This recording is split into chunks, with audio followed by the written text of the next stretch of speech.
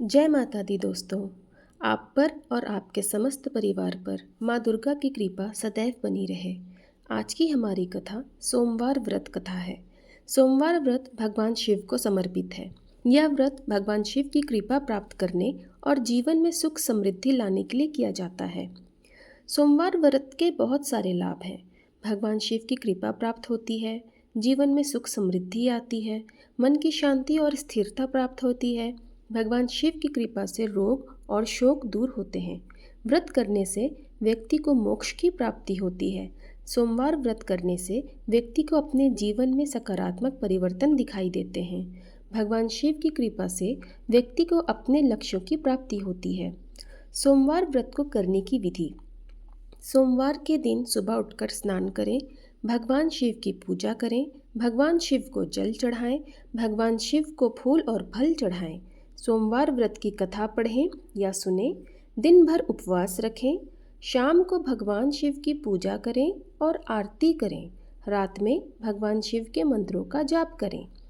सोमवार व्रत की कथा भगवान शिव और पार्वती की कहानी पर आधारित है। कथा के अनुसार पार्वती जी ने भगवान शिव को प्रसन्न करने के लिए सोमवार व्रत किया था। भगवान शिव पार्वती जी की भक्ति से प्रसन्न हुए और उन्हें वरदान दिया। इस प्रकार सोमवार व्रत भगवान शिव की कृपा प्राप्त करने और जीवन में सुख समृद्धि लाने के लिए किया जाता है। आइए अब सुनते हैं सोमवार व्रत से जुड़ी एक प्रसिद्ध कहानी। पहले समय में किसी नगर में एक धनी व्यापारी रहता था। दूर दूर तक उसका व्यापार फैला हुआ था। नगर के सभी लोग उस व्यापारी का सम्मान करते थे। इतना सब कुछ से संपन्न होने के बाद भी वह व्यापारी बहुत दुखी था, क्योंकि उसका कोई पुत्र नहीं था, जिस कारण अपने मृत्यु के बाद व्यापार के उत्तराधिकारी की चिंता उसे हमेशा सताती थी। पुत्र प्राप्ति की इच्छा से व्यापारी प्रत्येक सोमवार भगवान शिव की व्रत पूजा किया करता था और शाम के समय शिव मंदिर में जाकर शिव जी के सामने घी का दीपक जलाया करता था। उसकी भक्ति देखकर माँ पार्वती प्रसन्न हो गईं और भगवान शिव से उस व्यापारी की मनोकामना पूर्ण करने का निवेदन किया। भगवान शिव बोले, इस संसार में सबको उसके कर्म के अनुसार फल की प्राप्ति होती है। जो प्राणी जैसा कर्म करते हैं उन्हें वैसा ही फल प्राप्त होता है। शिवजी द्वारा समझाने के बावजूद माँ पार्वती नहीं मानी और उस व्यापारी की मनोकामना पूर्ति हेतु वे शिवजी से बार बार अनुरोध करती रहीं। अंततः माता के आग्रह को देखकर भगवान भोलेनाथ को उस व्यापारी को पुत्र प्राप्ति का वरदान देना पड़ा। वरदान देने के बाद भोलेनाथ माँ पार्वती से बोले, आपके आग्रह पर मैंने पुत्र प्राप्ति का वरदान तो दे दिया, परंतु इसका यह पुत्र 16 वर्ष से अधिक समय तक जीवित नहीं रहेगा। उसी रात भगवान शिव उस व्यापारी के स्वप्न में आए और उसे पुत्र प्राप्ति का वरदान दिया और उसके पुत्र के 16 वर्ष तक जीवित रहने की भी बात बताई।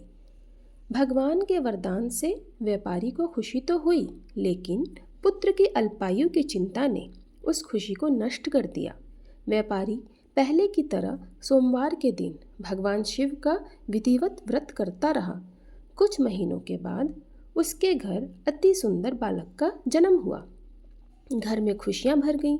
बहुत धूमधाम से पुत्र जन्म का समारोह मनाया गया, परंतु व्यापारी को पुत्र जन्म की अधिक खुशी नहीं हुई, क्योंकि उसे पुत्र की अल्प आयु के रहस्य का पता था। जब पुत्र 12 वर्ष का हुआ तो व्यापारी ने उसे उसके मामा के साथ पढ़ने के लिए वाराणसी भेज दिया। लड़का अपने मामा के साथ शिक्षा प्राप्त हेतु चला गया। रास्ते में जहाँ भी मामा भांजा विश्राम हेतु रुकते, वहीं यज्ञ करते और ब्राह्मणों को भोजन कराते। लंबी यात्रा के बाद मामा और भांजा एक नगर में पहुँचे। उस दिन नगर के राजा की कन्या का विवाह था, जिस कारण पूरे नगर को सजाया गया था। निश्चित समय पर बारात आई, लेकिन वर का पिता अपने बेटे के एक आंख से काणे होने का कारण बहुत चिंतित था। उसे भय था कि इस बात का पता चलने पर कहीं राजा विवाह से इनकार न करते, इससे उसकी बदनामी भी होगी। जब वर के पिता ने व्यापारी के पुत्र को देखा तो उसके मस्तिष्क में एक विचार आया। उसने सोचा, क्यों ना इस लड़के को दूल्हा बनाकर राजकुमारी से विवाह करा दूं।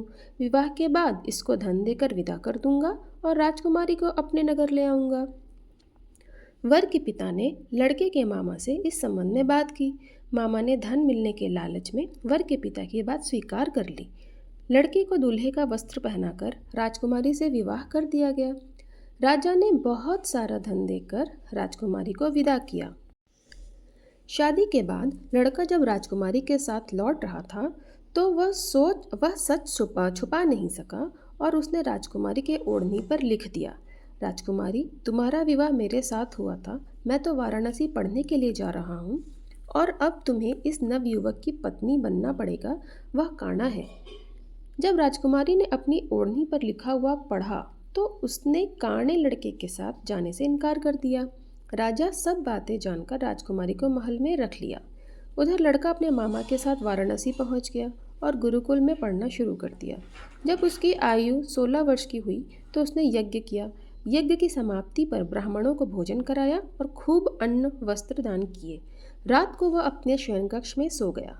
शिव के वरदान के अनुसार क्षणावस्था में ही उसके प्राण पखेरु उड़ गए।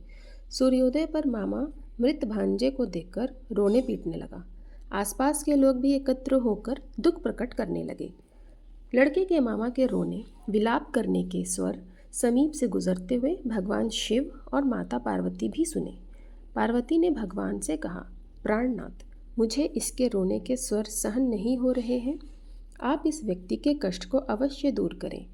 भगवान शिव ने पार्वती के साथ अदृश्य रूप में समीप जाकर देखा तो भोलेनाथ पार्वती से बोले, यह तो उसी व्यापारी का पुत्र है जिसे मैंने 16 वर्ष की आयु का वरदान दिया था।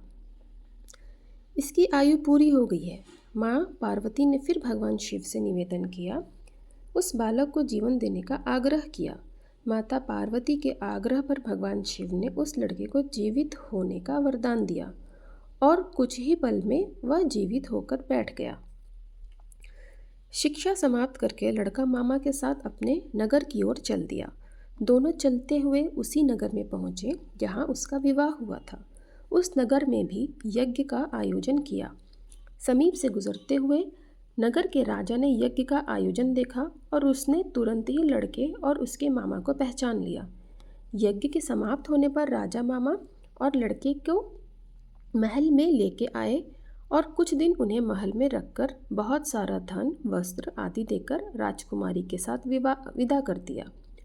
इधर भूखे प्यासे रहकर व्यापारी और उसकी पत्नी बेटे की प्रतीक्षा कर रहे थे। उन्होंने प्रतिज्ञा कर रखी थी कि यदि उन्हें अपने बेटे की मृत्यु का समाचार मिला तो दोनों अपने प्राण त्याग देंगे।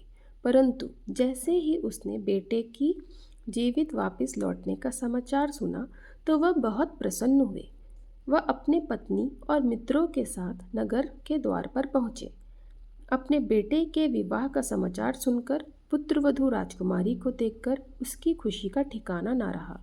उसी रात भगवान शिव ने व्यापारी के स्वप्न में आकर कहा, हे श्रेष्ठी, मैंने तेरे सोमवार व्रत करने और व्रत कथा सुनने से प्रसन्न होकर तेरे पुत्र को लंबी आयु प्रदान की है। पुत्र की लंबी आयु जानकर व्यापारी बहुत प्रसन्न हुआ। सोमवार का व्रत करने से व्यापारी के घर में खुशियां लौट आईं। शास्त्रों में लिखा है कि जो स्त्री पुरुष सोमवार का विधिवत व्रत करते और व्रत कथा सुनते हैं उनकी सभी इच्छाएं पूरी होती हैं। अगर आज की यह सोमवार व्रत कथा आपको पसंद आई हो तो हमारे चैनल को सब्सक्राइब ज़रूर करें। माँ दुर्गा की कृपा आपके और आपके समस्त परिवार पर सदैव बनी रहे। मिलते हैं हमारी अगली कथा में।